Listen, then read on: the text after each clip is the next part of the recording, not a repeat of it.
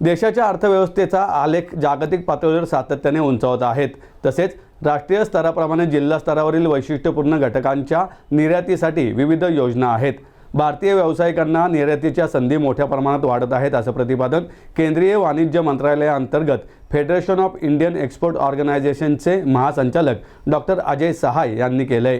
केंद्रीय वाणिज्य मंत्रालयाअंतर्गत federation of Indian export organisation मिडकॉन पुणे व कॅनरा बँक यांच्या संयुक्त विद्यमाने एक्सपोर्ट कॉन्क्लेव्हचे आयोजन करण्यात आले होते। या परिषदेत FIEOचे महासंचालक डॉक्टर अजय सहाय यांनी वाढते निर्यात अर्थकारण, ई-कॉमर्स क्षेत्रातील निर्यात क्षेत्रातील जोखीम आणि निर्यातीच्या संधी योजना अशा मुद्द्यांवर विवेचन केले। या प्रसंगी federation of Indian export organisation आणि मिडकॉन यांच्यातील सामंजस्य करारावर स्वाक्षऱ्या व कराराचे आदानप्रदान करण्यात आले। तसेच डॉक्टर अजय सहाय यांच्या हस्ते मिडकॉनच्या पिंपरी चिंचवड केंद्राचे उद्घाटन करण्यात आले।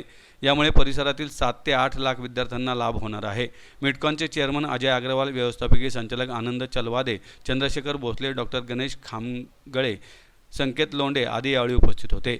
नगर रस्त्यावरील हॉटेल नोव्होटेल येथे झालेल्या कार्यक्रमात DGFTचे अमित शर्मा, रिझर्व्ह बँकेच्या विदेशी चलन विनिमय विभागाच्या महासंचालक लता राधाकृष्णन, ECGCच्या महासंचालक अर्पिता सेन, इंडिया पोस्ट पुणे विभागाचे संचालक अभिजित बनसोडे, कॅनरा बँकेच्या ट्रेझरी विभागाचे उपसंचालक KJS नाईक, मिडकॉनचे व्यवस्थापकीय संचालक आनंद चलवादे आदी मान्यवर व्यासपीठावर उपस्थित होते। विदेशी व्यापार महासंचालनालय, भारतीय पोस्ट, कॅनरा बँक, मिडकॉन व export credit guarantee corporation of इंडियाचे वरिष्ठ अधिकाऱ्यांसह सुमारे 200हून अधिक निर्यातदार, उद्योजक आणि स्टार्टअप प्रतिनिधी परिषदेत सहभागी झाले होते। यामध्ये अमित शर्मा यांनी डिजिटल माध्यमातून निर्यात वाढ या विषयावर मार्गदर्शन केले। अभिजीत बनसोडे यांनी टपाल विभागामार्फत निर्यातीच्या योजनांची सविस्तर माहिती दिली। हम यहाँ पे इंडस्ट्री से ये बात करने आए हैं कि जो हमारा निर्यात का लक्ष्य है वो काफ़ी एम्बिशियस लक्ष्य है। $2 ट्रिलियन हम एक्सपोर्ट करना चाहते हैं गुड्स एंड सर्विसेज का 2030 तक, और इसमें हमें पूरी इंडस्ट्री का सहयोग चाहिए। इंडस्ट्री, जो नई इंडस्ट्री हमारी इमर्ज कर रही है, उसको एक्सपोर्ट की तरफ देखना होगा। जो ट्रेडिशनल इंडस्ट्री, उसको वैल्यू एडेड एक्सपोर्ट की तरफ देखना होगा, जिससे जो हमारा लक्ष्य है 2030 तक करें। और हमारा उससे बड़ा लक्ष्य है कि 2047 तक भारत को एक विकसित भारत बनाना चाहते हैं, जिसमें निर्यात का एक प्रमुख भूमिका रहेगी। तो इसी तरह हम आज इंडस्ट्री के साथ हमने ये वार्तालाप किया हुआ, हम इंडस्ट्री के साथ और भी सेंसिटाइजेशन प्रोग्राम करेंगे और इंडस्ट्री को इस लक्ष्य की तरफ हम आगे बढ़ाएंगे। In fact if you look into the export, we have done reasonably well in the last financial year.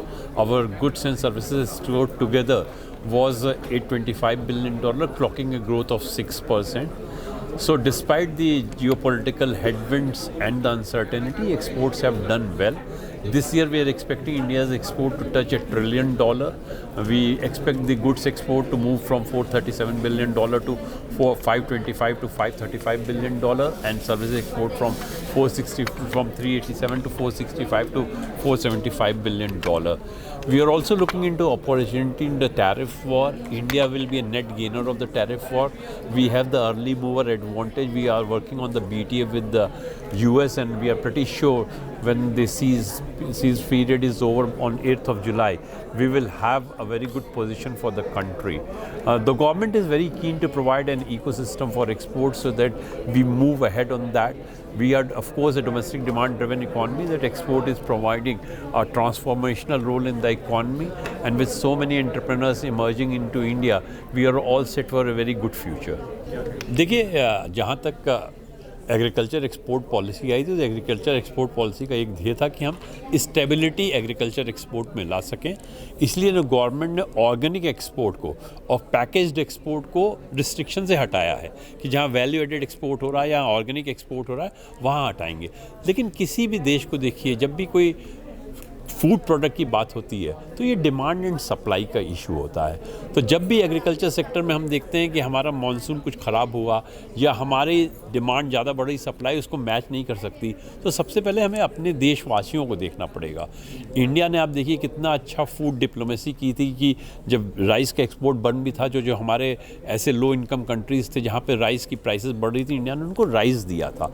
लेकिन फूड प्रोडक्ट एक ऐसा चीज़ है जहाँ पे हमें सबसे पहले अपनी जनता को देखना होगा और उसके बाद हम दूसरों को देख सकते हैं। तो उस तरह की अनिश्चितता में नहीं है, इसके लिए कई उपाय भी गवर्नमेंट देख रही है। गवर्नमेंट अपना बफर स्टॉक बढ़ा के रखता थी, government better forecasting mechanism Lana चाहती है जिससे मानसून का बेटर फोरकास्टिंग हो सके।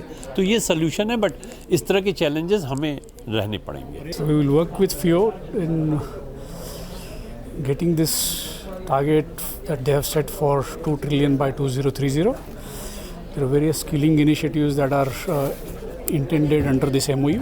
Besides that, we will also work with FIO for developing climate desk in which CBAM and other non-tariff barriers will also be addressed. This will help Maharashtra to achieve its export targets and reach again to 20-25% of exports being initiated from Maharashtra. We have lost much ground in last 4-5 years, but through various efforts that FIO and MIDCON will take, Maharashtra will achieve its prominence in the overall exports that the country will do.